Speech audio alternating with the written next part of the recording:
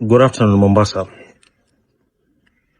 Well, kwa wale waliosomea mambo na uchumi, economics, watakubaliana na mimi kwamba scarcity affects price, it affects demand and it affects supply.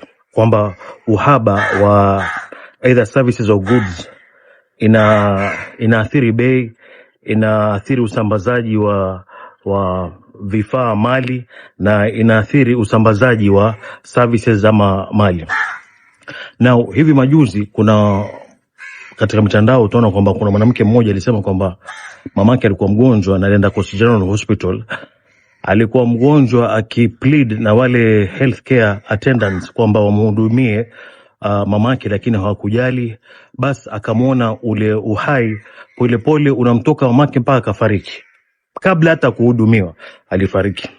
Sasa kifo ni lazima, kifo ni wajibu, lakini kifo hakifai kuwa katika mikono ya Abdul Swamad. Nafikiri tunaelewana mpaka hapo.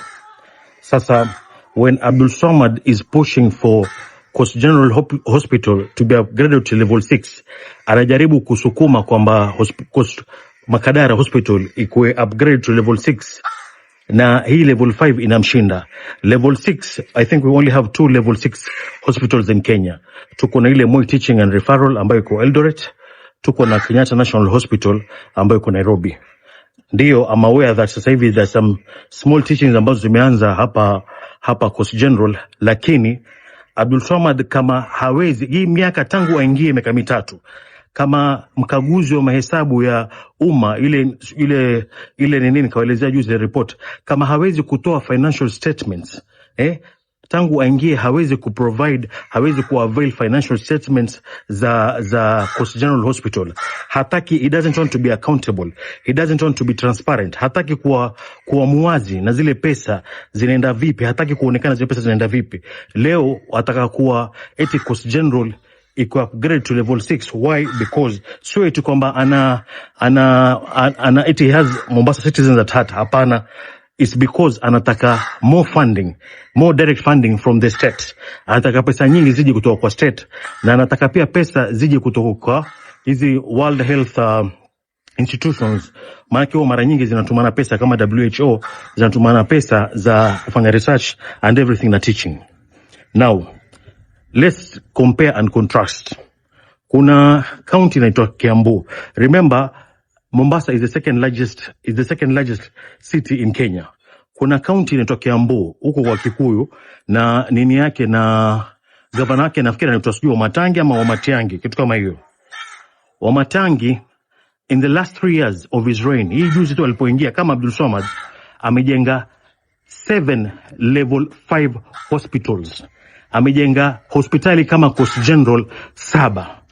Amejenga 26 to 30 level 4 hospitals.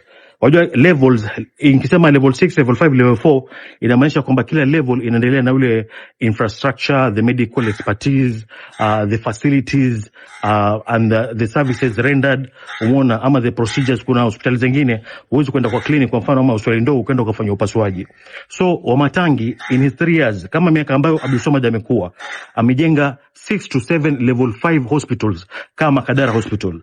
Amejenga 26 to 30 level 4 hospitals, na level 3 hospitals I'm told they're all around 50 amejenga. Beds nasema vitanda ambao viko Kiambu vya wagonjwa viko karibu 8,000. Njoo Mombasa, bei ya kitanda Kiambu ni shilingi 200. Sio, umenielewa? Kumbuka nimewambia kwamba scarcity affects price, it affects demand and it affects supply. Njoo ni Mombasa, kitanda cha mgonjwa 3,500 mpaka 4,000. Kiambu ni shilingi ngapi? 200. Njoo kwa hospitali Kiambu kuna almost 7 level 5 hospitals. Mombasa kuna level 5 moja.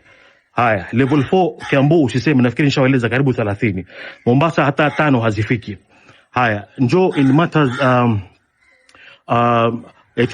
madaktari. Obviously madaktari kule wako wengi. Matters pricing, bed, vitanda kule ziko karibu 8,000 Kiambu vya wagonjwa. Mombasa Coast General nafikiri vitanda vikiwa vingi ni 800. bei nafikiri nishawaambia kule 200 kule 4000.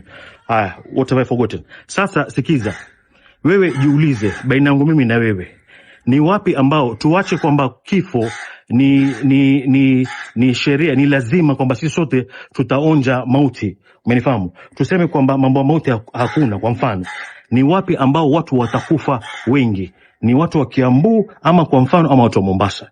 Utajipata kwamba ni watu wa Mombasa kwa sababu hospitali ni chache, hakuna mtu ahitaji pesa hizi ambazo tayari uko nazo, hawajibiki, hataki kuulizwa wala hatujui zaenda vipi, ndio mwanzo ataka zingine zije za state na za kutoka nje, atakafanya nini? Azipige pande.